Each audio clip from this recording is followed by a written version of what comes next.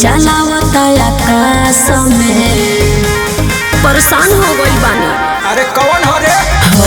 गोली का बदमाश रे गोली चलावता आकाश में पहला कि हमारा घरवा आई तोर डोली। सुन फेरुआ के कहियो तोरा से न बोली ठीक कहता जब खाई होई दुनाली वाला गोली। हाँ हो फेरुआ के कहियो तोरा से न बोली जब खाई होई दुनाली वाला गोली। अरे तारा खातिर गदर मचा दे में जान।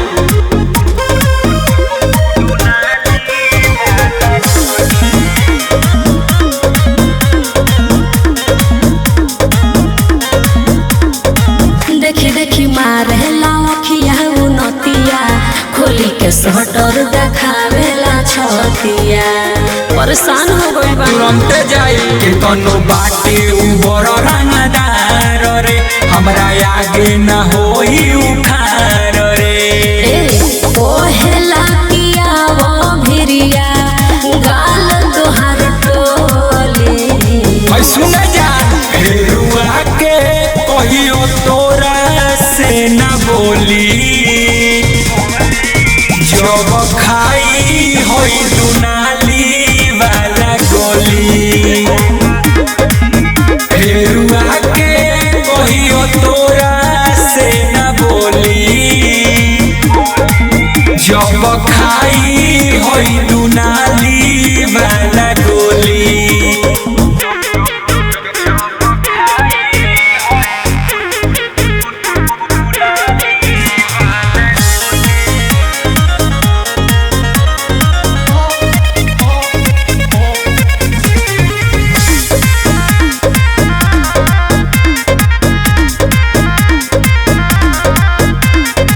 मन तो करे कि दी मुँह में पथू करे हाथवा में लेके घूमे छोट बंदूक करे।